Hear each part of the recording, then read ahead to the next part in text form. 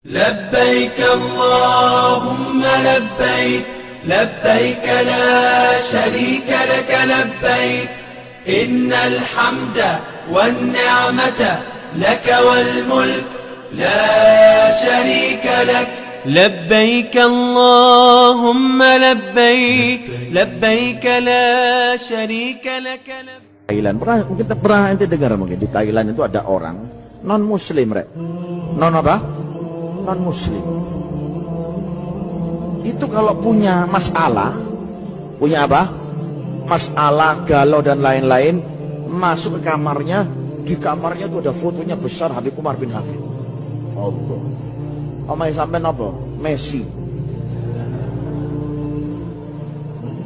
Gua bangga lagi, wah Messi. Kan?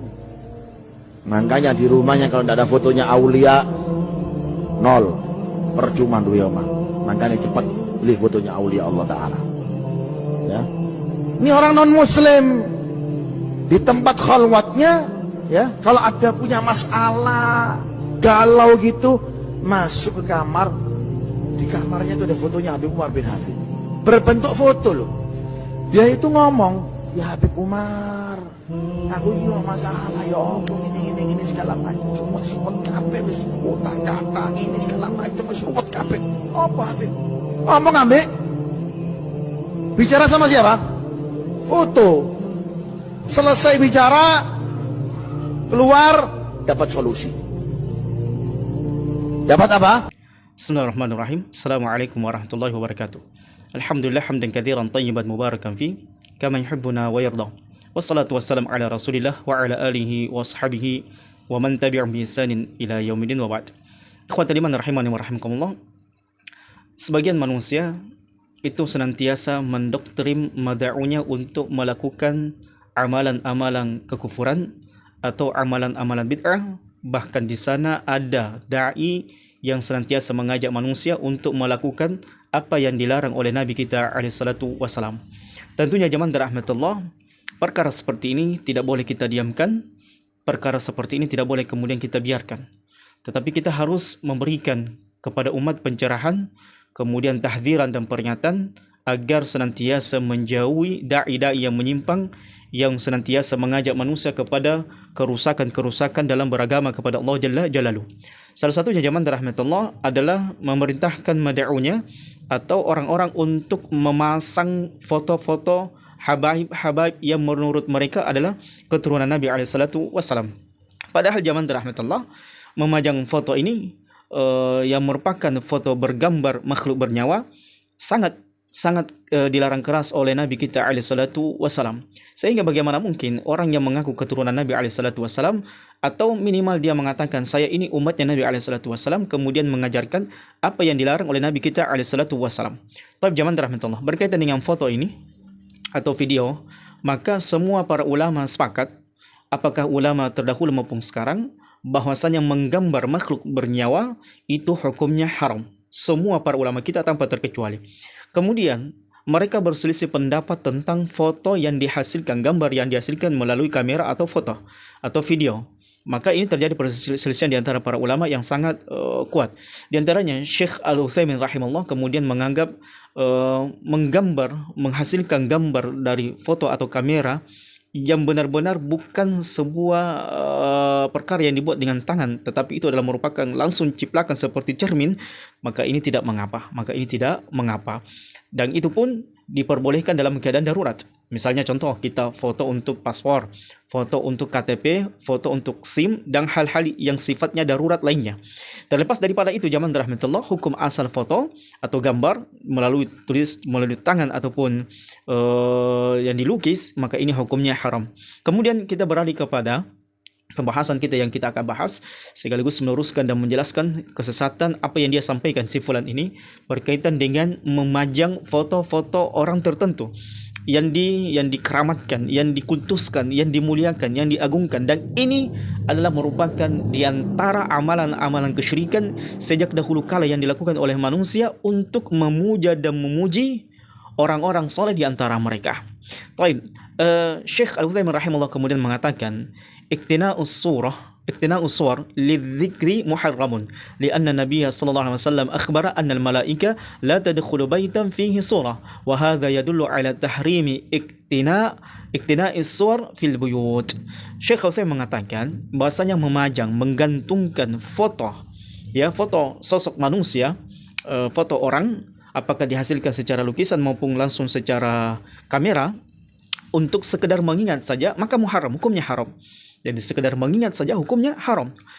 Mungkin kita bertanya, kan tidak mengapa foto bapak kita, orang tua kita, guru-guru kita hanya sekedar memajang saja untuk mengingat kebaikan-kebaikan mereka. Toh kenapa dilarang oleh para ulama? Karena para ulama menganggap bahwasanya foto ini adalah merupakan di antara sebab seseorang cikal bakalnya bisa melakukan kesyirikan.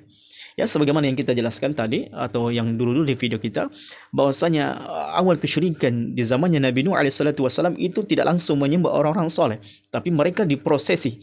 Ya, ada proses yang sangat-sangat lama bagaimana syaitan bersabar atas kaum Nabi Nuh alaihissalatu wassalam menyesatkan mereka melalui awalnya memajang foto orang-orang soleh, kemudian dibuatkan patungnya, kemudian lewat masa yang lama kemudian diibadahi hanya melalui awalnya foto.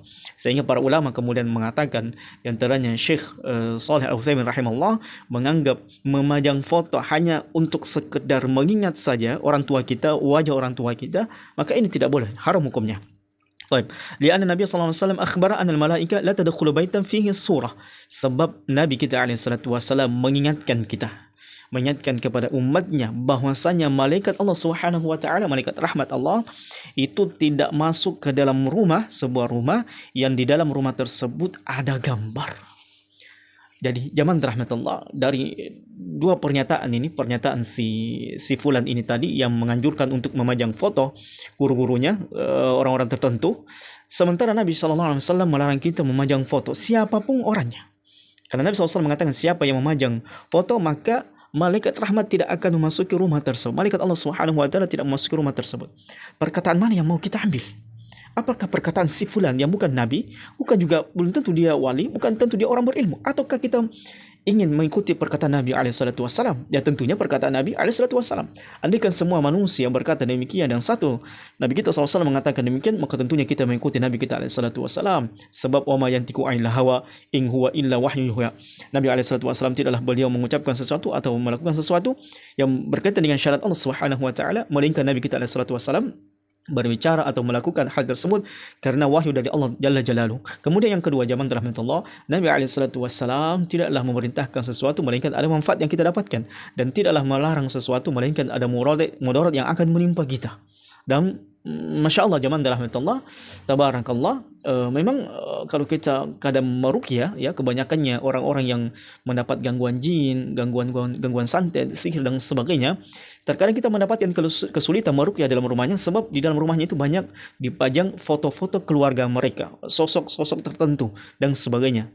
Karena kenapa zaman rahmatullah, ini ada tali yang sangat kuat bahwasanya syaitan suka rumah yang di dalam rumah itu ada maksiat dan dosa.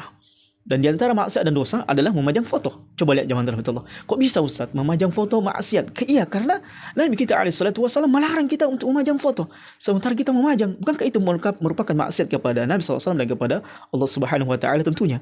Jadi luar biasa zaman rahmatullah bagaimana memajang foto ini di antara sebab syaitan banyak masuk ke dalam rumah kita. Syaitan banyak berdiam diri dalam rumah kita. Syaitan banyak bercokol di foto-foto tersebut.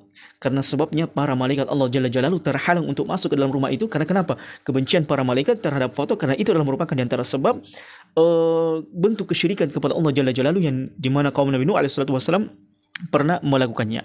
Kemudian Nabi kita alaihissalatu wassalam mengatakan, la tada' suratan illa tamastaha. Jangan pernah membiarkan, meninggalkan, hanya melihat ada gambar yang terpajang, ada gambar yang kemudian menempel tanpa kalian cabik-cabik, robek-robek. Jadi Nabi SAW ketika mengarahkan kepada kita untuk kalau kita melihat gambar atau foto ataupun lain sebagainya yang bernyawa, Nabi SAW mengatakan, la tada' suratan illa tamastaha. Jangan pernah membiarkan gambar bernyawa kecuali engkau cabik-cabik atau robek-robek atau buang gambar tersebut. Rawahu Muslim.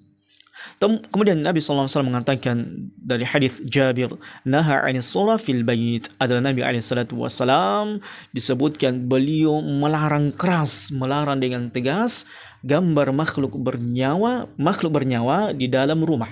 Jadi gambar yang dimaksudkan di sini adalah gambar yang bernyawa, gambar sosok manusia, sosok binatang, sosok yang merupakan makhluk bernyawa yang Allah Subhanahu wa taala tiupkan ruh di dalam tubuhnya.